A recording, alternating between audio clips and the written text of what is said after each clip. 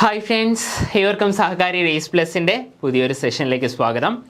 അപ്പോൾ നമ്മുടെ juvenile justice act 2015 അതാണ് നമ്മൾ പഠിച്ചുകൊണ്ടിരുന്നത്.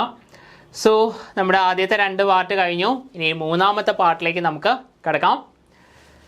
Foster care. അപ്പോൾ എന്താണ് ഫോസ്റ്റർ കെയർ?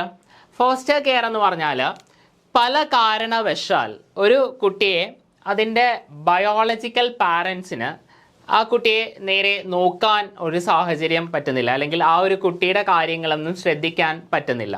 അപ്പം അങ്ങനെ വരുന്ന ഒരു സാഹചര്യത്തിൽ വേറൊരു ഫാമിലിക്ക് ടെമ്പററി ആയിട്ട് ഈ ഒരു കുട്ടിയുടെ മേൽനോട്ടം കൊടുക്കുന്ന ഒരു കാര്യമാണ് ഫോസ്റ്റർ കെയർ എന്ന് പറയുന്നത്.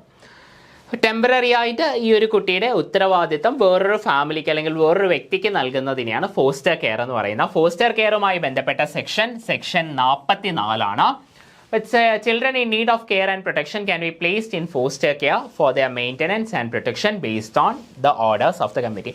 എന്താണ് ഫോസ്റ്റർ കെയർ എന്ന് നമ്മൾ selection of a foster family ആണ്. നമ്മൾ എന്താണ് ഫോസ്റ്റർ ഫാമിലി എന്നുള്ള കാര്യം പറഞ്ഞു.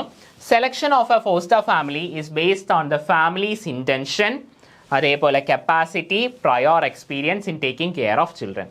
അപ്പോൾ ഇങ്ങനെ ഒരു ഫോസ്റ്റർ ഫാമിലി ആയിട്ട് തിരഞ്ഞെടുക്കുന്ന സമയത്ത് ആ ഒരു ഫാമിലിയുടെ കപ്പാസിറ്റി, ആ ഒരു ഫാമിലിയുടെ ഫിനാൻഷ്യൽ കപ്പാസിറ്റി ഉൾപ്പെടെയുള്ള കാര്യങ്ങൾ നോക്കും. കാരണം എന്നാലല്ലേ വേറൊരു കുട്ടിയും കൂടെ അവർക്ക് നോക്കാനുള്ള സാഹചര്യം ഉണ്ടാവത്തുള്ളൂ. നോക്കുക അവരുടെ ഇൻറ്റൻഷൻ, അതേപോലെ തന്നെ ഇതിന് മുന്നേ ഇതേപോലെയുള്ള ഫോസ്റ്റർ കെയർ അവർ നൽകിയിട്ടുണ്ടോ എന്നും കൂടെ കണക്കിലെടുത്താണ് ഫോസ്റ്റർ ഫാമിലിയെ തിരഞ്ഞെടുക്കുന്നത്. ഇനി അടുത്തത് ഒബ്സർവേഷൻ ഹോം. ഒബ്സർവേഷൻ ഹോമിനെ പറ്റി പറയുന്നത് സെക്ഷൻ 47 ഒബ്സർവേഷൻ ഹോം ആ പേരിൽ നിന്ന് തന്നെ മനസ്സിലാവും, ടെമ്പററി ആയിട്ടുള്ളൊരു ഷെൽട്ടറാണ് ഒബ്സർവേഷൻ ഹോം എന്ന് പറയുന്നത്. Temporary accommodate children in conflict with law, അതായത് എന്തെങ്കിലുമൊക്കെ തെറ്റ് ചെയ്ത കുട്ടികളെ അപ്പോൾ അവരെ ടെമ്പററി ആയിട്ട് വെക്കുന്ന സ്ഥലങ്ങളാണ്, ടെമ്പററി ആയിട്ട് അവരെ അക്കോമഡേറ്റ് ചെയ്യുന്ന സ്ഥലങ്ങളാണ് ഒബ്സർവേഷൻ ഹോം. നമ്മുടെ സംസ്ഥാന സർക്കാരുകൾ ഓരോ ജില്ലകൾ തോറും അല്ലെങ്കിൽ എല്ലാ ജില്ലകളിലും അല്ലെങ്കിൽ ഒരു പെർട്ടിക്കുലർ ഗ്രൂപ്പ് ഓഫ് ജില്ലകൾ, 2 or 3 ജില്ലകൾ ഒരുമിച്ച് ചേർത്ത് ഒരു ഒബ്സർവേഷൻ ഹോം സ്ഥാപിക്കേണ്ടതായിട്ടുണ്ട് എന്നാണ് നമ്മുടെ ജുവനൈൽ ജസ്റ്റിസ് ആക്ട് 2015 പറയുന്നത്. State government may establish observation homes in every district or group of districts either directly or through voluntary organizations. ഇനി അടുത്തത്, അപ്പം നിലവിലാണെങ്കിൽ നമ്മുടെ കേരളത്തിൽ നമ്മുടെ കൊല്ലത്ത് ഒരു ഒബ്സർവേഷൻ ഹോമുണ്ട്, കൊല്ലം ബീച്ച് റോഡിൽ ഒരു ഒബ്സർവേഷൻ ഹോമുണ്ട്. ഇനി അടുത്തത് സ്പെഷ്യൽ ഹോംസ് ഇമ്പോർട്ടൻ്റ് ആയിട്ടുള്ളൊരു കാര്യമാണ്. സ്പെഷ്യൽ ഹോംസിനെ പറ്റി ഇതിന് മുന്നേ ചോദിച്ചിട്ടുണ്ട്. അപ്പോൾ ഏകദേശം എല്ലാം സിമിലർ ആയിട്ടിരിക്കുന്നതുകൊണ്ട് നമുക്ക് ഒരു കൺഫ്യൂഷൻ വരും. സെക്ഷൻ 48 സ്പെഷ്യൽ ഹോംസിനെ പറ്റി പറയുന്നത്. സ്പെഷ്യൽ ഹോംസ് നമ്മുടെ ഇതേപോലെ തന്നെ സംസ്ഥാന സർക്കാർ ജില്ലകൾ തോറും അല്ലെങ്കിൽ ഇപ്പോൾ പറയുന്ന ഒരു ഗ്രൂപ്പ് ഓഫ് ജില്ലകൾക്ക് ഒരുമിച്ച് ചേർന്ന ഒരു സ്പെഷ്യൽ ഹോം രൂപീകരിക്കണം അല്ലെങ്കിൽ സജ്ജമാക്കണം. അപ്പോൾ ഇങ്ങനെ വരുന്ന സാഹചര്യത്തിൽ സംസ്ഥാന സർക്കാരിന് ഡയറക്റ്റ് ആയിട്ട് സ്പെഷ്യൽ ഹോം സ്ഥാപിക്കാം, അല്ല എങ്കിൽ ഏതെങ്കിലും വോളണ്ടറി ഓർഗനൈസേഷൻസുമായി ചേർന്ന് വേണമെങ്കിലും നമ്മുടെ സ്പെഷ്യൽ ഹോംസ് സ്ഥാപിക്കാൻ സാധിക്കുന്നതാണ്. അപ്പം മെയിൻ പർപ്പസ് എന്ന് പറയുന്നത് പുനരധിവാസമാണ്, കുട്ടികളുടെ rehabilitation of children found to be in conflict with the law by an order of juvenile justice board. അപ്പോൾ നമ്മുടെ ഈ ജുവനൈൽ ജസ്റ്റിസ് ബോർഡിൻ്റെ ഉത്തരവ് പ്രകാരം ഏതെങ്കിലും കുറ്റകൃത്യങ്ങൾക്ക് ഭാഗമായി അല്ലെങ്കിൽ കുറ്റകൃത്യം ചെയ്തു എന്നുള്ള കുട്ടികളുടെ പുനരധിവാസത്തിന് വേണ്ടിയുള്ള ഒരു ഹോമാണ് സ്പെഷ്യൽ ഹോം എന്ന് പറയുന്നത്. The rules for the supervision and management of special homes are framed by state government. അപ്പോൾ നമ്മുടെ സംസ്ഥാന സർക്കാർ തന്നെയാണ് ഈ പറയുന്ന സ്പെഷ്യൽ ഹോമുകളുടെ റെഗുലേറ്റ് ചെയ്യുന്നത്, അതിനുവേണ്ടി മാർഗനിർദ്ദേശങ്ങളും നിയമങ്ങളും ഒക്കെ ഉണ്ടാക്കുന്നത് നമ്മുടെ സംസ്ഥാന സർക്കാരുകൾ തന്നെയാണ്.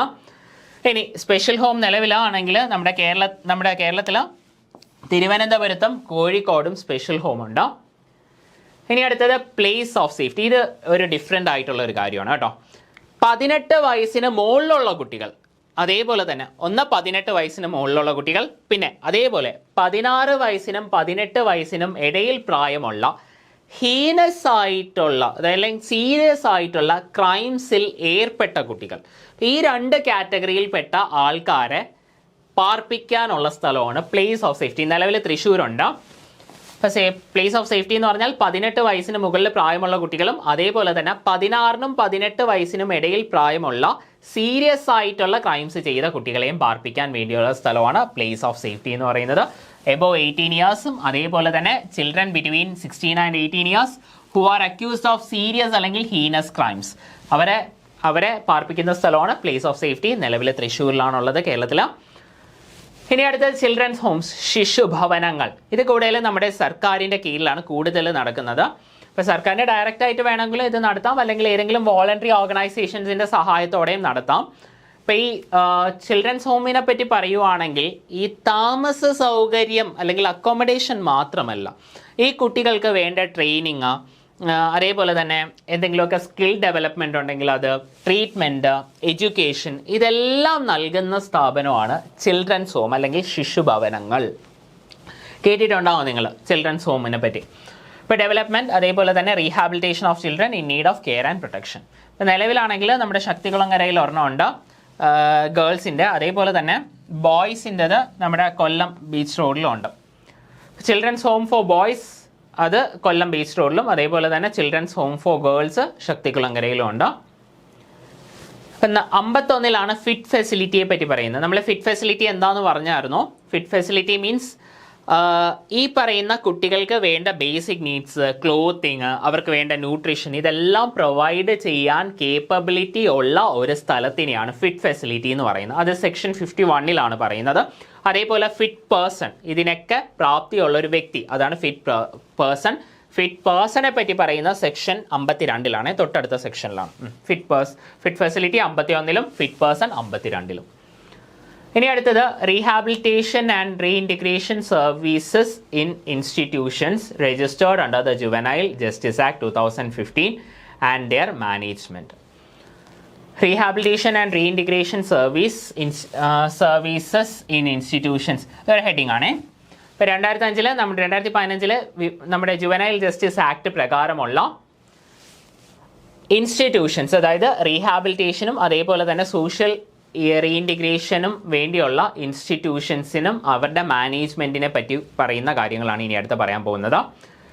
അപ്പോൾ ഇങ്ങനെയുള്ള സ്ഥാപനങ്ങൾ പലതരത്തിലുള്ള സർവീസുകൾ പ്രൊവൈഡ് ചെയ്യണം. ഇങ്ങനെയുള്ള സ്ഥാപനങ്ങൾ എന്തൊക്കെ കാര്യങ്ങളാണ് ഈ കുട്ടികൾക്ക് നൽകേണ്ടത് എന്നാണ് നമ്മൾ ഇനി അടുത്ത് പറയാൻ പോകുന്നത്. ഇവർക്ക് നമുക്കറിയാം ഏറ്റവും ഇമ്പോർട്ടൻ്റ് ആയിട്ടുള്ള കാര്യം ഇവരുടെ ബേസിക് കമ്മ്യൂണിറ്റീസ് ആയ ഫുഡ്, വാട്ടർ, ക്ലോത്തിങ്, അക്കോമഡേഷൻ, അതേപോലെ തന്നെ മെഡിക്കൽ എയ്ഡ്. ഇതിന് പുറമെ എന്തൊക്കെ കാര്യങ്ങളാണ്? ഇതിന് പുറമെ ഇപ്പോൾ ഡിസേബിലിറ്റി ഉള്ള ആൾക്കാരാണെങ്കിൽ വീൽ ചെയർ, അതേപോലെ ആർട്ടിഫിഷ്യൽ ലിംസ്, ബ്രെയിലി കിറ്റ്സ്, അപ്പോൾ അതേപോലെ തന്നെ ഹിയറിംഗ് എയ്ഡ്സ്, അങ്ങനെയുള്ള കാര്യങ്ങളെല്ലാം പ്രൊവൈഡ് ചെയ്യണം. ആൻഡ് അത് appropriate mobility aids for children with special needs. പിന്നെ provide supplementary education, special education and appropriate education. പിന്നെ സ്കിൽ ഡെവലപ്മെൻറ്റ്, പുനരധിവാസത്തിൽ സ്കിൽ ഡെവലപ്മെൻറ്റ് എന്തിനു വേണ്ടിയാണ്? സ്കിൽ ഡെവലപ്മെൻറ്റ് വന്നാലല്ലേ ഇവർക്ക് എന്തെങ്കിലുമൊക്കെ ജോലി ലഭിക്കത്തുള്ളൂ. അപ്പോൾ അതാണ് അതിനുവേണ്ടി സ്കിൽ ഡെവലപ്മെൻറ്റ്. അതേപോലെ തന്നെ occupational therapy, life skill education. ഇനി mental health interventions including counselling, അതേപോലെ കുട്ടികളുടെ നീഡ് അനുസരിച്ചുള്ള കൗൺസിലിംഗ്. പിന്നെ recreational activities including physical and cultural activities. Legal assistance, ആവശ്യം വരുന്ന സമയങ്ങളിൽ ലീഗൽ അസിസ്റ്റൻസ് പ്രൊവൈഡ് ചെയ്യണം. അല്ലെങ്കിൽ ലീഗൽ അസിസ്റ്റൻസ് പ്രൊവൈഡ് ചെയ്യുന്ന ലീഗൽ സർവീസ് അതോറിറ്റി പോലെയുള്ള സ്ഥാപനങ്ങളുമായി ബന്ധിപ്പിച്ചു കൊടുക്കണം. Referral service for education, vocational training, de-addiction and treatment of diseases when necessary. അപ്പോൾ ഈ കാര്യങ്ങളെല്ലാം പ്രൊവൈഡ് ചെയ്യണം. അതേപോലെ തന്നെ ഇൻഡിവിജ്വൽ കെയർ പ്ലാൻ പ്രിപ്പയർ ചെയ്യണം, അത് ഫോളോ ചെയ്യണം, അത് കണ്ടിന്യൂസ് ആയിട്ട് മോണിറ്റർ ചെയ്യണം. പീരിയോഡിക്കൽ മോണിറ്ററിംഗ് ഉണ്ട്. ബർത്ത് രജിസ്ട്രേഷൻ, ഇങ്ങനെയുള്ള കുട്ടികളുടെ ബർത്ത് രജിസ്ട്രേഷൻ, അതേപോലെ തന്നെ അവർക്ക് വേണ്ട ID പ്രൂഫ് പോലെയുള്ള കാര്യങ്ങൾ ലഭിക്കുന്നതിന് വേണ്ടിയുള്ള അസിസ്റ്റൻസ് നൽകണം. ഇനി every institution must have a management committee. This is to control the institution and monitor the child's progress as directed. അപ്പോൾ നമ്മൾ ഈ പറയുന്ന ഓരോ കുട്ടികളുടെ പുനരധിവാസത്തിനെ പറ്റി അല്ലെങ്കിൽ ഈ ഓരോ കുട്ടികളുടെയും ശിക്ഷ വിധിക്കുന്നൊക്കെ സമയത്ത് തന്നെ നമ്മുടെ ജുവനൈൽ ജസ്റ്റിസ് ബോർഡും അതേപോലെ തന്നെ ചൈൽഡ് വെൽഫെയർ കമ്മിറ്റിയൊക്കെ ഈ കുട്ടികളുടെ പുനരധിവാസത്തെ പറ്റിയുള്ള കാര്യങ്ങളും അതുമായി ബന്ധപ്പെട്ട പീരിയോഡിക്കൽ ആനുവൽ റിപ്പോർട്ടും സമർപ്പിക്കാനും കൂടെ ചേർന്നാണ് ഈ ശിക്ഷാ ഉത്തരവിലൊക്കെ വരുന്നത്. അപ്പോൾ ആ കാര്യങ്ങളും കൃത്യമായിട്ട് നിറവേറണം ഈ പറയുന്ന സ്ഥാപനങ്ങൾ. ഇനി അഡോപ്ഷൻ, നമ്മുടെ ദത്തെടുക്കലുമായി ബന്ധപ്പെട്ട കാര്യങ്ങളാണ് ഇനി അടുത്ത പറയാൻ പോകുന്നത്. അപ്പോൾ ദത്തെടുക്കുന്നതിൽ ധാരാളം കാര്യങ്ങൾ വരുന്നുണ്ട്. അപ്പോൾ ദത്തെടുക്കുന്നതിനെ പറ്റി പറയുന്ന സെക്ഷനാണ് സെക്ഷൻ 56. അപ്പോൾ the act guarantees the right to a family for orphan, abandoned or surrendered children through adoption. അപ്പോൾ നമ്മുടെ ഇതേപോലെ ബുദ്ധിമുട്ട് അനുഭവിക്കുന്ന അല്ലെങ്കിൽ അനാഥരായിട്ടുള്ള കുട്ടികൾ, അല്ലെങ്കിൽ അച്ഛനും അമ്മയൊക്കെ നഷ്ടപ്പെട്ടു പോയ, എന്തെങ്കിലുമൊക്കെ കാരണത്താൽ നഷ്ടപ്പെട്ടു പോയ, അല്ലെങ്കിൽ അങ്ങനെയുള്ള കുട്ടികൾക്കും ഒരു കുടുംബം ഈ ഒരു നിയമം നൽകുന്നു. അപ്പോൾ adoption of a children from one relative by another relative can be done under the provisions of this act considering the religion of the child. അപ്പോൾ ഒരു കുടുംബത്തിലുള്ള ഒരു കുട്ടി, അതിന് ഒരു കുട്ടീനെ വേറൊരു കുടുംബത്തിലേക്ക് നമുക്ക് കൈമാറാൻ സാധിക്കും. ആ കുട്ടിയുടെ റിലീജിയൻ കൺസിഡർ ചെയ്യണം. പിന്നെ ഇതിലൊരു എക്സംഷൻ വരുന്ന എപ്പോഴാണെന്ന് വെച്ചാൽ നമ്മുടെ ഹിന്ദു അഡോപ്ഷൻ ആക്ട് ഉണ്ട്, Hindu adoption and maintenance act ഉണ്ട് 1956. അപ്പോൾ ആ ഒരു നിയമം ജുവനൈൽ ജസ്റ്റിസ് ബാധകമല്ല. ആ നിയമത്തിനകത്ത് വരുന്ന കാര്യങ്ങളാണെങ്കിൽ അത് ജുവനൈൽ ജസ്റ്റിസ് ബാധകമല്ല. Adoptions taking place under the provisions of Hindu adoption and maintenance act 1956 are not affected by this act. ഇനി അതേപോലെ തന്നെ ഈ അഡോപ്റ്റ് ചെയ്യുന്നതിന് കുറേ എലിജിബിലിറ്റീസ് ഉണ്ട്. ഇപ്പോൾ ആർക്ക് വേണമെങ്കിലും നമുക്ക് അങ്ങനെ പോയി ഒരു കുട്ടിയെ അഡോപ്റ്റ് ചെയ്തെടുക്കാൻ സാധിക്കുകയില്ല. ഇപ്പോൾ ഒരു കുട്ടിയെ അഡോപ്റ്റ് ചെയ്തെടുക്കുന്ന സമയത്ത് ആ ഒരു കുട്ടിക്ക് വേണ്ട കാര്യങ്ങൾ നിറവേറാനുള്ള ഒരു കഴിവും ലഭിക്കണം, അല്ലെങ്കിൽ കഴിവ് ഉണ്ടായിരിക്കണം. അതായത് ഈ പറയുന്ന അഡോപ്റ്റ് ചെയ്യാൻ വരുന്ന ആൾക്കാരുടെ ഫിനാൻഷ്യൽ കേപ്പബിലിറ്റി, അതേപോലെ തന്നെ ഫിസിക്കൽ ഫിറ്റ് ആണോ, അതേപോലെ മെൻ്റലി സൗണ്ട് ആണോ, അൺസൗണ്ട് മൈൻഡ് ആയിട്ടുള്ള ഒരു വ്യക്തിയാണ്, അല്ലെങ്കിൽ അൺസൗണ്ട് ആയിട്ടുള്ള എന്തെങ്കിലും ഒരു ഇൻസിഡൻറ്റ് ആ ഒരു വ്യക്തിയുടെ മുൻപ് ജീവിതത്തിൽ ഉണ്ടായിട്ടുണ്ടോ എങ്കിൽ അങ്ങനെ ഒരു വ്യക്തിക്കൊന്നും ദത്തെടുക്കാൻ പറ്റത്തില്ല. അതേപോലെ തന്നെ ക്രിമിനൽ കേസുകളിലൊക്കെ ഒത്തിരി പെട്ടിട്ടുള്ള ആൾക്കാരൊക്കെ ആണെങ്കിൽ ദത്തെടുക്കാനൊന്നും പറ്റത്തില്ല. To take care of a child. അതേപോലെ തന്നെ ഇപ്പോൾ മാരീഡ് കപ്പിൾ ആണ് എങ്കിൽ രണ്ടുപേരുടെയും അനുവാദം വേണം. അതായത് രണ്ടുപേരുടെയും, ഭാര്യയുടെയും ഭർത്താവിൻ്റെയും അനുവാദം, അതായത് റിട്ടേൺ ആയിട്ടുള്ള ഒരു റിക്വസ്റ്റ് വന്നാൽ, രണ്ടുപേർക്കും താല്പര്യമുള്ള ഒരു എഗ്രിമെൻറ്റ് വന്നാൽ മാത്രമേ അഡോപ്ഷൻ സാധിക്കുകയുള്ളൂ മാരീഡ് ആണ് എങ്കിൽ. ഇനി അതേപോലെ തന്നെ single or divorce person can adopt subject to the condition. Single ആയിട്ടുള്ള ആൾക്കാർ അല്ലെങ്കിൽ ഡിവോഴ്സ്ഡ് ആയിട്ടുള്ള ആൾക്കാർക്കും പറ്റും. പിന്നെ അതിലും കുറച്ച് കണ്ടീഷൻസ് ഉണ്ട്. ഇപ്പോൾ ഒരു പുരുഷനാണ് എങ്കിൽ, അതായത് സിംഗിൾ അൺമാരീഡ് ആയിട്ടുള്ള ഒരു ആണാണ് എങ്കിൽ ഗേൾ ചൈൽഡിനെ അഡോപ്റ്റ് ചെയ്യാൻ പറ്റത്തില്ല. അപ്പോൾ അങ്ങനെയൊക്കെയുള്ള കുറച്ച് കണ്ടീഷൻസ് ഉണ്ട്. സിംഗിൾ അൺമാരീഡ് ആയിട്ടുള്ള മാൻ ആണെങ്കിൽ ഒരു ഗേൾ ചൈൽഡിനെ അഡോപ്റ്റ് ചെയ്യാൻ പറ്റത്തില്ല. ഇനി സ്പെഷ്യലൈസ്ഡ് അഡോപ്ഷൻ ഏജൻസീസിനെ കുറിച്ചാണ് പറയുന്നത്. സംസ്ഥാന സർക്കാർ പല ഏജൻസികളെ ഇതേപോലെ സ്പെഷ്യലൈസ്ഡ് അഡോപ്ഷൻ ഏജൻസീസ് ആയിട്ട് അംഗീകരിക്കാറുണ്ട്. State government with recognise one or more institutions അല്ലെങ്കിൽ organisation in each district specialised adoption agencies for the rehabilitation of orphan, abandoned or surrendered children. അപ്പോൾ ഇങ്ങനെയുള്ള കുട്ടികളുടെ അഡോപ്ഷന് വേണ്ടി അല്ലെങ്കിൽ അഡോപ്ഷൻ്റെ കാര്യങ്ങൾ ചെയ്യാൻ വേണ്ടി അഡോപ്ഷന് വേണ്ടി സ്പെഷ്യലൈസ്ഡ് ഏജൻസീസ് ആയിട്ട് 1-2 സ്ഥാപനങ്ങളെ നമ്മുടെ സംസ്ഥാന സർക്കാർ ജില്ലാ തലത്തിൽ അപ്പോയിൻറ്റ് ചെയ്യാറുണ്ട്, അല്ലെങ്കിൽ റെക്കഗ്നൈസ് ചെയ്ത് വെച്ചിട്ടുണ്ട്. State agency must update and inform the government about the name, address, contact details, certificate, recognition letter etcetera of the specialised adoption agencies. അപ്പോൾ നമ്മുടെ സംസ്ഥാന ഏജൻസി ആണെങ്കിൽ ഈ കാര്യങ്ങളെല്ലാം, ഈ പറയുന്ന കാര്യങ്ങൾ, ഈ അഡോപ്ഷൻ ഏജൻസീസിൻ്റെ ഈ ഡീറ്റെയിൽസ്, ഇപ്പോൾ പറഞ്ഞ ഈ ഡീറ്റെയിൽസ് എല്ലാം കണ്ടിന്യൂസ് ആയിട്ട് അപ്ഡേറ്റ് ചെയ്യണം. ഇനി state government will inspect all specialised adoption agencies at least once a year. At least വർഷത്തിൽ ഒരിക്കലെങ്കിലും ഈ പറയുന്ന സ്പെഷ്യലൈസ്ഡ് അഡോപ്ഷൻ ഏജൻസീസിൽ ഇൻസ്പെക്ട് ചെയ്യണം. കാര്യങ്ങൾ എല്ലാം കറക്റ്റായിട്ടുള്ള രീതിയിൽ തന്നെയാണല്ലോ നടക്കണേ. അതായത് ഈ പറയുന്ന ട്രാഫിക്കിംഗ് പോലെയുള്ള സംഭവങ്ങളൊന്നും നടക്കുന്നില്ല, കറക്റ്റായിട്ടുള്ള രീതിയിൽ തന്നെയാണ് അഡോപ്ഷൻ പ്രൊസീജിയേഴ്സ് നടക്കുന്നത്, ഒരു തരത്തിലുള്ള മാൽ പ്രാക്ടീസും വരുന്നില്ല എന്ന് ഉറപ്പാക്കാൻ വേണ്ടി ഇൻസ്പെക്ഷൻസ് നടത്തണം. വർഷത്തിൽ ഒരു ഇൻസ്പെക്ഷനെങ്കിലും നടത്തിയിരിക്കണം. If any specialised adoption agency fail to comply with the procedures, അപ്പോൾ ഏതെങ്കിലും ഒരു സ്പെഷ്യലൈസ്ഡ് ഏജൻസി ഈ പറയുന്ന പ്രൊസീജിയേഴ്സ് അനുസരിച്ച് അല്ലെങ്കിൽ റൂൾസ് അനുസരിച്ചല്ല കാര്യങ്ങൾ ചെയ്യുന്നതെങ്കിൽ അവർക്കെതിരെ പിഴ ഈടാക്കാം. 50,000 രൂപയാണ് പിഴ. ഇനി ഒരു പ്രാവശ്യം പിഴ ഈടാക്കി അതിനുശേഷവും ഇതേ സ്പെഷ്യലൈസ്ഡ് ഏജൻസി ഇതേ തെറ്റ് തന്നെ ആവർത്തിക്കുകയാണ് എങ്കിൽ, അല്ലെങ്കിൽ കറക്റ്റായിട്ടുള്ള പ്രൊസീജിയേഴ്സ് ഫോളോ ചെയ്യുന്നില്ല, റൂൾസ് ഫോളോ ചെയ്യുന്നില്ല എങ്കിൽ ഈ സ്പെഷ്യലൈസ്ഡ് ഏജൻസിയുടെ റിവോക്ക് ചെയ്യാം. അതായത് ഈ സ്പെഷ്യലൈസ്ഡ് ഏജൻസീനെ പറഞ്ഞു വിടാം, ഈ റെക്കഗ്നീഷൻ മാറ്റാം. penalty, a fine up to 50,000. If the default is repeated, the state government will revoke the recognition. അതാണ് രണ്ടാമത്തെ കേസാണ് എങ്കിൽ റെക്കഗ്നീഷൻ അങ്ങ് റിവോക്ക് ചെയ്ത് കളയും. ഇനി state adoption resource authority section 67 state adoption resource അതോറിറ്റിയെ കുറിച്ച് പറയുന്നത്. State government state adoption resource agency to handle adoptions and related matters in the state. അപ്പോൾ വേറൊന്നുമല്ല, നമ്മുടെ ഈ അഡോപ്ഷനുമായി ബന്ധപ്പെട്ട കാര്യങ്ങളെല്ലാം നോക്കി നടത്തുന്ന, അത് റെഗുലേറ്റ് ചെയ്യാൻ വേണ്ടിയുള്ള അതോറിറ്റിയാണ് നമ്മുടെ സ്റ്റേറ്റ് അഡോപ്ഷൻ റിസോഴ്സ് ഏജൻസി എന്ന് പറയുന്നത്. കേന്ദ്ര സർക്കാരിലും ഇതേപോലൊരു സംഭവമുണ്ട്. ഇവരുടെ പോർട്ടലിലൊക്കെ എല്ലാം കണ്ടിന്യൂസ് ആയിട്ട് അപ്ഡേറ്റ് ചെയ്യണം. ഈ പറയുന്ന അഡോപ്ഷനുമായി ബന്ധപ്പെട്ടുള്ള ഡേറ്റാസ് എല്ലാം ഇവരുടെ പോർട്ടൽസിൽ കണ്ടിന്യൂസ് ആയിട്ട് അപ്ഡേറ്റ് ചെയ്യണം. സെൻട്രൽ അഡോപ്ഷൻ റിസോഴ്സ് അതോറിറ്റിയെ പറ്റി അടുത്ത പഠിക്കാം. അത് സെക്ഷൻ 68 പറയുന്നത്.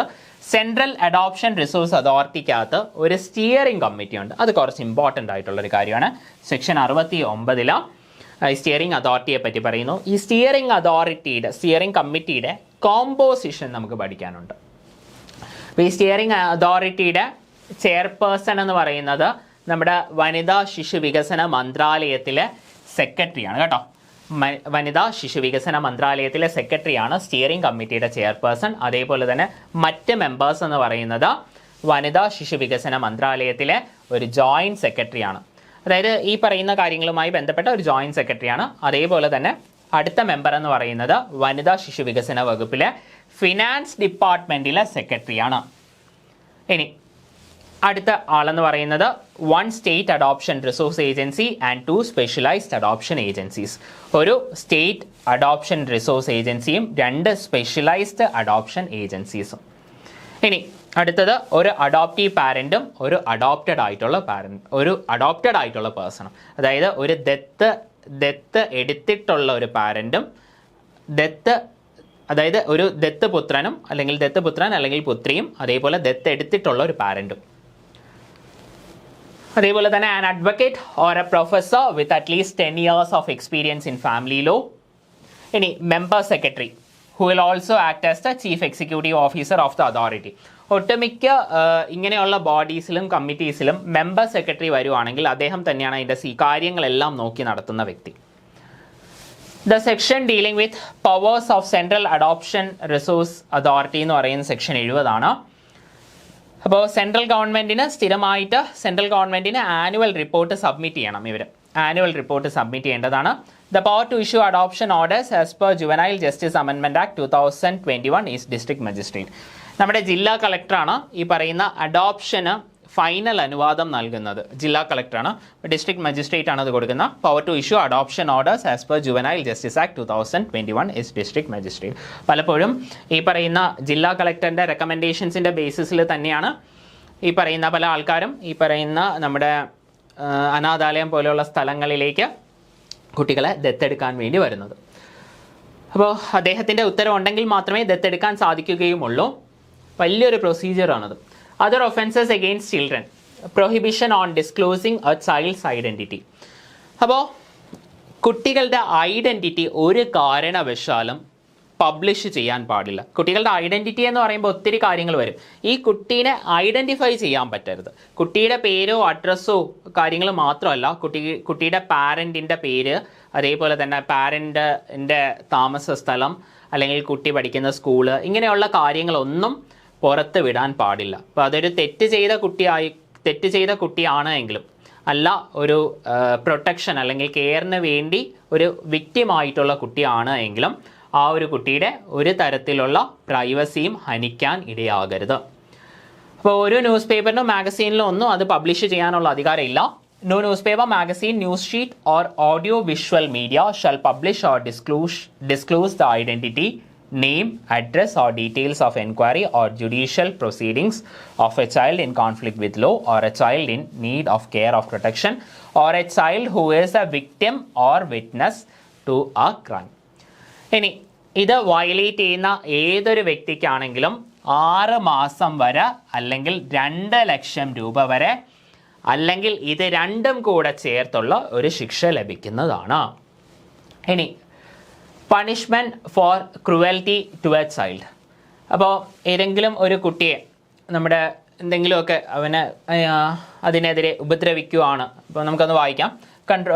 whoever having actual charge or control over a child assault, abandons, abuses, exposes or willfully neglects the child in a manner likely to cause unnecessary mental or physical suffering shall be punished. അപ്പം അങ്ങനെയുള്ള ഒരു വ്യക്തി, ഏതെങ്കിലും ഒരു കുട്ടിയെ ദ്രോഹിക്കുന്ന ഒരു വ്യക്തി, അത് ഏത് തരത്തിലോ ആയിക്കോട്ടെ, പറയുന്ന പല കാര്യങ്ങൾ അവിടെ പറയുന്നുണ്ട്. അപ്പോൾ ഏത് തരത്തിലോ ദ്രോഹിക്കുന്ന ഒരു വ്യക്തിയാണെങ്കിൽ 3 വർഷം വരെ അല്ലെങ്കിൽ 1,00,000 രൂപ വരെ അല്ലെങ്കിൽ ഇത് രണ്ടും കൂടെ ചേർന്ന ഒരു ശിക്ഷ ലഭിക്കുന്നതാണ്. അതായത് ഇപ്പോൾ നമ്മുടെ ബയോളജിക്കൽ പാരൻ്റ് ആണ് കുട്ടീനെ ഏതെങ്കിലും ഒരു കാരണവശാൽ അബാൻഡൻ ചെയ്യുന്നത് എങ്കിൽ, അത് ഒരു മാറ്റി നിർത്താൻ പറ്റാത്ത സാഹചര്യങ്ങൾ കാരണമാണ് ഒരു കുട്ടിയെ അബാൻഡൻ ചെയ്യുന്നത് എങ്കിൽ ബയോളജിക്കൽ പാരൻസിനെ പണിഷ് ചെയ്യത്തില്ല. അപ്പോൾ അതാണ് ഇനി അടുത്ത് പറയാൻ പോകുന്നത്. If biological parents abandon a child due to unavoidable circumstances situations beyond their control they shall not be punished under this provision. അതൊരു എക്സംഷൻ ആണ്, അവർക്ക് മാത്രമേ ആ ഒരു എക്സംഷൻ വരുന്നുണ്ട്. അത് അൺഅവോയ്ഡബിൾ സർക്കംസ്റ്റൻസസ് ആണ് എന്നുള്ളൊരു കണ്ടീഷനാണ്. അപ്പോൾ അതുമായി ബന്ധപ്പെട്ടാണ് നമ്മുടെ ഈ അമ്മത്തൊട്ടിൽ പോലെയുള്ള കാര്യങ്ങൾ. അപ്പോൾ ഈ അമ്മത്തൊട്ടിൽ പോലെയുള്ള കാര്യങ്ങളിലേക്ക് ഈ കുട്ടികളെ കൊണ്ട് ഇടുന്ന ആൾക്കാർ, ഇപ്പം നമ്മുടെ തിരുവനന്തപുരത്തൊക്കെ ഉള്ള ആൾക്കാർക്കാണെങ്കിൽ അമ്മത്തൊട്ടിലൊക്കെ അറിയാം. ഇപ്പോൾ അമ്മത്തൊട്ടിലേക്കൊക്കെ കുട്ടികളെയൊക്കെ ആൾക്കാർ കൊണ്ട് ഇടുമ്പോൾ ആ സമയത്ത് അത് ആരാണ് കൊണ്ടിടുന്നത് എന്ന് പറഞ്ഞ് ഒരു അന്വേഷണം നടത്താറില്ല. അപ്പം അങ്ങനെ അന്വേഷണം നടത്തി ഈ പറയുന്ന അവരെ തെറ്റുകാരായിട്ട് അല്ലെങ്കിൽ അവർക്കെതിരെ കേസോ കാര്യങ്ങളോ ഒന്നും ഫയൽ ചെയ്യാറുമില്ല. അപ്പോൾ അതൊക്കെ ഇതിൻ്റെ ഒരു ബേസിസിലാണ്, ലാസ്റ്റ് പറഞ്ഞ പോയിന്റിൻ്റെ ബേസിസിലാണ്.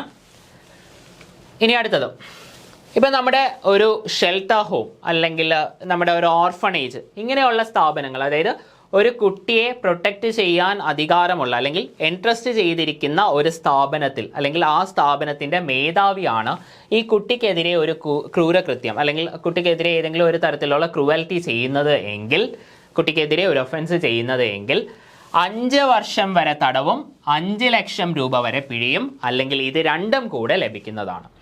അപ്പോൾ ഈ ഒരു ക്രൂവൽറ്റി ആ ഒരു കുട്ടിക്ക് ഫിസിക്കൽ ഇൽനെസ്സോ അല്ലെങ്കിൽ മെൻ്റൽ ഇൽനെസ്സോ അല്ലെങ്കിൽ ശാരീരിക വൈകല്യങ്ങൾ അല്ലെങ്കിൽ ആ കുട്ടിയുടെ ഒരു മരണം അങ്ങനെയൊക്കെയാണ് സംഭവിച്ചത് എങ്കിൽ ഇതേ കാര്യം തന്നെ 3 വർഷത്തിൽ കുറയാത്ത ശിക്ഷയും 10 വർഷം വരെ നീണ്ടു ലഭിക്കുന്ന ശിക്ഷയും ഏറ്റവും കുറഞ്ഞത് 5 ലക്ഷം രൂപ വരെ പിഴയായും ലഭിക്കുന്നതാണ്.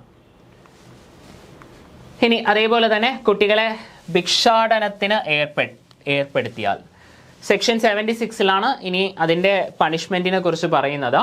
Whoever employs or uses any child for begging shall be punishable with imprisonment up to 5 years and a fine of 1 lakh rupees. അപ്പോൾ ഏതെങ്കിലും കുട്ടികളെ ഭിക്ഷാടനത്തിന് ആരെങ്കിലും കൊണ്ട് ഇരുത്തുവാണെങ്കിൽ, ഭിക്ഷാടനത്തിലേക്ക് വിടുവാണ് എങ്കിൽ ആ ഒരു വ്യക്തിക്കെതിരെ 5 വർഷം വരെ തടവും അതേപോലെ തന്നെ 1 ലക്ഷം രൂപ വരെ പിഴയും ലഭിക്കുന്ന കുറ്റകൃത്യമാണ്. അതേപോലെ തന്നെ ഈ ഭിക്ഷാടനത്തിനൊക്കെ വേണ്ടി പല ആൾക്കാരും കുട്ടികളുടെ കൈയും കാലൊക്കെ ഒടിക്കാറുണ്ട്. അപ്പം അങ്ങനെയൊക്കെയുള്ള എന്തെങ്കിലുമൊക്കെ മ്യൂട്ടിലേഷൻസ്, അങ്ങനെയൊക്കെയുള്ള എന്തെങ്കിലുമൊക്കെ മാറ്റങ്ങൾ ചെയ്യുവാണ്, കുട്ടികളുടെ ശരീരത്തിൽ എന്തെങ്കിലുമൊക്കെ ഇങ്ങനെയൊക്കെയുള്ള മാറ്റങ്ങൾ, കാലോ കൈയോ ഒക്കെ ഒടിക്കുകയോ അല്ലെങ്കിൽ അതിനെന്തെങ്കിലുമൊക്കെ മാറ്റമൊക്കെ വരുത്തുവാണ് എങ്കിൽ ഇത് കുറേ കൂടെ സീരിയസ് ആയിട്ടുള്ള ഒരു ഒഫൻസായി മാറും.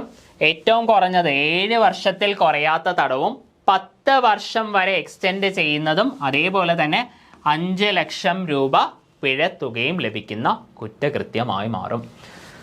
അതേപോലെ തന്നെ കുട്ടിക്ക് ഈ ലിക്കർ അല്ലെങ്കിൽ നാർക്കോട്ടിക് ഡ്രഗ്സ് അങ്ങനെയൊക്കെയുള്ള കാര്യങ്ങൾ കൊടുക്കുന്നതും തെറ്റാണ്. അങ്ങനെ ഒരു ചെയ്യുന്നതാണ് എങ്കിൽ 7 വർഷം വരെ തടവും അതേപോലെ തന്നെ 1 ലക്ഷം രൂപ വരെ പിഴയും ലഭിക്കുന്നതാണ്. സെക്ഷൻ 77 അതിനെപ്പറ്റി പറയുന്നത്. ഇനി അടുത്ത 78 പറയുന്നു, കുട്ടിയെ ഏതെങ്കിലും ഇപ്പോൾ ഒരു ക്യാരിയർ പോലെയൊക്കെയുള്ള കാര്യങ്ങൾക്ക്, ഇപ്പോൾ ഇത് നമ്മുടെ ആ കുട്ടിക്ക് ഈ ഡ്രഗ്സ് അല്ലെങ്കിൽ ലിക്കർ നൽകുന്നതിനെ പറ്റിയാണ് പറയുന്നത്. ഇനി അടുത്ത 78 പറയുന്നത് കുട്ടിയെ ഒരു ക്യാരിയർ ആയിട്ട് ഉപയോഗിക്കുന്നത് എങ്കിൽ ഉള്ള കാര്യമാണ്. 78 പറയുന്നു, using a child for vending, peddling, carrying, supplying or smuggling of any intoxicating liquor അല്ലെങ്കിൽ narcotic drugs or psychotropic substances shall be punishable with rigorous imprisonment up to 7 years and a fine of up to 1 lakh rupees. ഇനി അടുത്ത section 78 പറയുന്ന കാര്യം എന്താണെന്ന് വെച്ചാൽ, ഇപ്പോൾ ധാരാളം ആൾക്കാർ കുട്ടികളെ, പല ആൾക്കാരും ഇപ്പോൾ ബെഗ്ഗിങ്, അതായത് നമ്മുടെ ഭിക്ഷാടനത്തിനൊക്കെ ഏർപ്പാടാക്കാറുണ്ട്.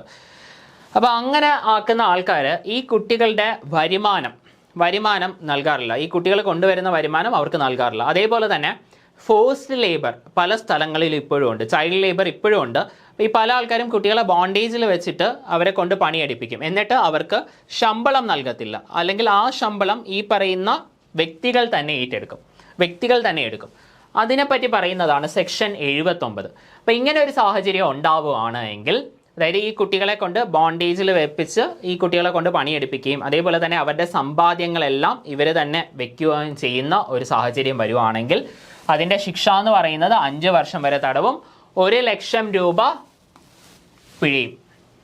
ഇനി ഇപ്പോൾ if any person or organization receives or accommodates an orphan abandoned child for adoption without following the procedures and conditions laid out in this act, such person, management of the organization shall be liable for punishment. അപ്പോൾ നമ്മുടെ ഈ നിയമപ്രകാരം, അതായത് juvenile justice ആക്ടിൻ്റെ നിയമപ്രകാരമല്ല ഈ കുട്ടികളെ പാർപ്പിച്ചിരിക്കുന്നത് എങ്കിൽ, കുട്ടികളെ accommodate ചെയ്യുന്നത് എങ്കിൽ, ആ ഒരു വ്യക്തിക്ക് ഏറ്റവും കുറഞ്ഞത് അല്ലെങ്കിൽ 3 വർഷം വരെ തടവും 1 ലക്ഷം രൂപ പിഴയും, അല്ലെങ്കിൽ ഇത് രണ്ടും കൂടെ ലഭിക്കുന്നതാണ്. ഇനി sale and procurement of children, കുട്ടികളെ വാങ്ങുന്നതും വിൽക്കുന്നതുമായി ബന്ധപ്പെട്ട കാര്യമാണ് പറയുന്നത്. അതും വളരെ വലിയൊരു തെറ്റാണ്. അപ്പം അങ്ങനെ ചെയ്യുന്ന ഒരാൾക്ക് 5 വർഷം വരെ തടവും അതേപോലെ തന്നെ 1 ലക്ഷം രൂപ പിഴയും ലഭിക്കുന്നതാണ്. അപ്പോൾ if such an offence is committed by a person having actual charge of the child, including employees of a hospital, nursing home or maternity home. ഇപ്പോൾ ഇങ്ങനെ ഒരു കാര്യം ഈ കുട്ടിയുടെ ഓണർഷിപ്പ് ഉള്ള, അല്ലെങ്കിൽ ഈ കുട്ടിയുടെ റെസ്പോൺസിബിലിറ്റി ഉള്ള ഒരു വ്യക്തിയാണ് ചെയ്യുന്നത് എങ്കിൽ, അല്ലെങ്കിൽ കുട്ടിയെ ഏതെങ്കിലും സ്ഥലത്ത് പാർപ്പിച്ച്, ഇപ്പോൾ ഹോസ്പിറ്റൽ അല്ലെങ്കിൽ ഒരു മെറ്റേണിറ്റി ഹോം അല്ലെങ്കിൽ നഴ്സിംഗ് ഹോം പോലെയുള്ള സ്ഥലത്തു നിന്നാണ് ഇത് സംഭവിച്ചത് എങ്കിൽ 3 വർഷത്തിൽ കുറയാത്ത എന്നാൽ 7 വർഷം വരെ എക്സ്റ്റെൻഡ് ചെയ്യുന്ന കുറ്റകൃത്യവും ആവും, അല്ലെങ്കിൽ ശിക്ഷ ലഭിക്കുന്ന കുറ്റകൃത്യവും ആവുന്നതാണ്. ഇനി കോർപ്പറൽ പണിഷ്മെൻറ്റ്, അതായത് കുട്ടികൾക്ക് ഡിസിപ്ലിൻ വേണം അല്ലെങ്കിൽ ഡിസിപ്ലിൻ ഇല്ല എന്ന് പറഞ്ഞ് കുട്ടികളെ ഉപദ്രവിക്കുകയാണ് എങ്കിൽ, ശാരീരികമായി അല്ലെങ്കിൽ മാനസികമായി ഉപദ്രവിക്കുന്നതും തെറ്റാണ്. അപ്പോൾ ഈ സ്കൂള് ഇങ്ങനെയൊക്കെയുള്ള സ്ഥലങ്ങളിലൊക്കെ കോർപ്പറൽ പണിഷ്മെൻ്റ് ഒക്കെ വരുന്ന സമയത്ത് അതിൽ ബാധകമാകുന്ന ഒരു നിയമമാണിത്. കുട്ടികളെ ഒരു തരത്തിലും കോർപ്പറൽ പണിഷ്മെൻറ്റിന് വിധേയമാക്കാൻ പാടില്ല. അപ്പോൾ അങ്ങനെ വരുവാണ് എങ്കിൽ 10,000 രൂപ, ആദ്യത്തെ തെറ്റിന് 10,000 രൂപ, അതേപോലെ തന്നെ വീണ്ടും അതേ തെറ്റ് ആവർത്തിക്കുകയാണ് എങ്കിൽ 3 മാസം വരെ തടവും അതിനോടൊപ്പം തന്നെ പിഴയും, അല്ലെങ്കിൽ അത് രണ്ടും കൂടെ ലഭിക്കുന്നതാണ്. If the management of such an institution does not cooperate with an inquiry into a reported case of corporal punishment or fails to comply with the orders of the committee, board or court, the person in charge of the management shall be liable. അപ്പോൾ ഇങ്ങനെ ഒരു സാഹചര്യത്തിൽ നമ്മുടെ ഇതുമായി ബന്ധപ്പെട്ട ഒരു അന്വേഷണത്തിന് ആ ഒരു സ്കൂൾ മാനേജ്മെൻറ്റോ അല്ലെങ്കിൽ ആ ഒരു സ്ഥാപനത്തിൻ്റെ മാനേജ്മെൻറ്റ് സഹകരിക്കുന്നില്ല എങ്കിൽ അവരും തെറ്റുകാർ തന്നെയാണ്. അവർക്കെതിരെയും നിയമ നടപടി വരും, അവർക്കെതിരെയും ശിക്ഷ വരും. അപ്പോൾ അവർക്കും ഇതേപോലെ തന്നെ 3 വർഷത്തിൽ കുറയാത്ത ഇംപ്രിസൺമെൻറ്റും 1 ലക്ഷം രൂപ പിഴയും വരുന്നതാണ്. ഇനി use of children by militant groups or other adults. Any non-state അല്ലെങ്കിൽ self-styled militant group or organization declared as such by the central government recruiting or using any child for any other purposes shall be punished. അപ്പോൾ നമ്മുടെ ഈ പറയുന്ന militant groups പോലെയുള്ള തീവ്രവാദം പോലെ, Maoism തീവ്രവാദം അല്ലെങ്കിൽ മാവോയിസ്റ്റ് ഗ്രൂപ്പ്സ് അല്ലെങ്കിൽ ടെററിസ്റ്റ് ഗ്രൂപ്പ്സ് ഒക്കെ കുട്ടികളെ ഉപയോഗിച്ചാൽ, അതായത് നമ്മുടെ ഗവൺമെൻറ്റിൻ്റെ ഫോഴ്സ് അല്ലാത്ത ബാക്കിയുള്ള ഫോഴ്സുകളിലേക്ക് കുട്ടികളെ റിക്രൂട്ട് ചെയ്ത് അവരെ ഉപയോഗിച്ചാൽ 7 വർഷം വരെ തടവ് ലഭിക്കുകയും അതേപോലെ തന്നെ 5 ലക്ഷം രൂപ പിഴ ലഭിക്കുന്നതും കുറ്റമാണ്. ഇനി any adult or adult group using children for illegal activities shall be liable for rigorous imprisonment of up to 7 years and a fine of up to 5 lakhs. ഇനി ഇതേ കാര്യം തന്നെ ഒരു ഡിസേബിലിറ്റി ഉള്ള, ശാരീരിക വൈകല്യമുള്ള ഒരു കുട്ടിയെ കൊണ്ടാണ് ചെയ്യിപ്പിക്കുന്നത് എങ്കിൽ ഇപ്പം നമ്മൾ പറഞ്ഞ ആ ശിക്ഷകളുണ്ടല്ലോ, ആ ശിക്ഷകൾ ഇരട്ടിയായിരിക്കും. ഒരു മെഡിക്കൽ പ്രാക്ടീഷണറിൻ്റെ ഒരു സർട്ടിഫിക്കേഷൻ അനുസരിച്ച് ഡിസേബിലിറ്റി ഉള്ളൊരു കുട്ടിയാണ് അല്ലെങ്കിൽ കുട്ടിക്കാണ് ഈ കാര്യങ്ങൾ, ആ കുട്ടിയെ കൊണ്ടാണ് നമ്മളിതൊക്കെ ചെയ്യിപ്പിക്കുന്നത് എങ്കിൽ ശിക്ഷ ഇരട്ടിയായിരിക്കും. Any report related to a child considered by the committee or board shall be treated as confidential. If the committee or board deems it appropriate, the substance of the report can be shared with another committee or board or the parents of the child. അപ്പോൾ നമ്മുടെ ഈ പറയുന്ന CWC കമ്മിറ്റിയുടെ report ഉണ്ടല്ലോ, അപ്പോൾ അവരുടെ final report അവർ ശരിക്കും confidential ആയിട്ടാണ് വെക്കുന്നത്. പക്ഷേ വേണമെങ്കിൽ വേറൊരു കമ്മിറ്റി അല്ലെങ്കിൽ വേറൊരു ബോർഡിന് അത് കൈമാറാം. അതേപോലെ തന്നെ പാരൻസിനും ആ ഒരു കാര്യം കൈമാറാം, ആ ഒരു റിപ്പോർട്ട് കൈമാറാം.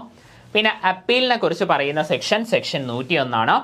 അപ്പോൾ നമ്മുടെ ഈ കമ്മിറ്റി, അതായത് ചൈൽഡ് വെൽഫെയർ കമ്മിറ്റി അല്ലെങ്കിൽ ജുവനൈൽ ജസ്റ്റിസ് ബോർഡിൽ നിന്നുള്ള ഒരു തീരുമാനത്തിൻ്റെ മുകളിൽ ആക്ഷേപമുള്ള ഒരു വ്യക്തിക്ക് 30 ദിവസത്തിനുള്ളിൽ ചിൽഡ്രൻസ് കോർട്ടിൽ appeal സമർപ്പിക്കാവുന്നതാണ്. Decisions regarding foster care, sponsorship and aftercare made by the committee shall be appealed to the district magistrate.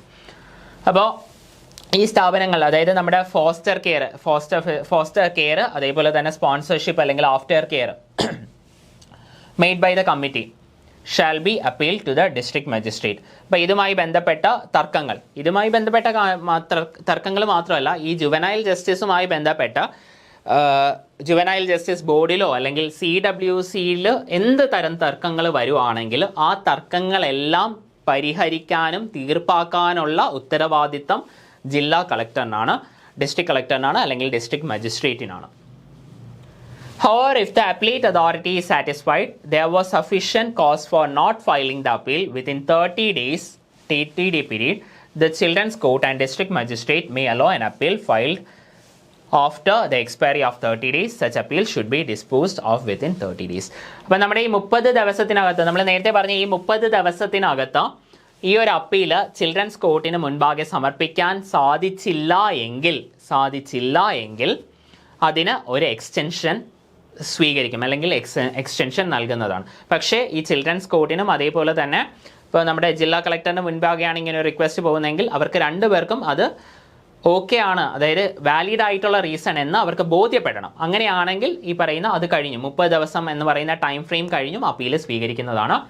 ഇനി ജുവനൈൽ ജസ്റ്റിസ് ഫണ്ട്. അപ്പോൾ ഈ ജുവനൈൽ ജസ്റ്റിസ് ആക്ടുമായി ബന്ധപ്പെട്ട കാര്യങ്ങൾ, ഇപ്പോൾ നമ്മുടെ കുറേ കാര്യങ്ങൾ പറഞ്ഞു. അപ്പോൾ ഈ പറയുന്ന ബോർഡുകളുടെ അല്ലെങ്കിൽ ഈ പറയുന്ന കമ്മിറ്റിയുടെ വർക്കിംഗ്, അതേപോലെ ഷെൽട്ടർ ഹോംസ്, ഈ പ്ലേസ് ഓഫ് സേഫ്റ്റി, ഇങ്ങനെയൊക്കെയുള്ള കാര്യങ്ങളൊക്കെ നടത്താൻ വേണ്ടി സംസ്ഥാന സർക്കാർ രൂപീകരിച്ച ഒരു ഫണ്ടാണ് ജുവനൈൽ ജസ്റ്റിസ് ഫണ്ട്.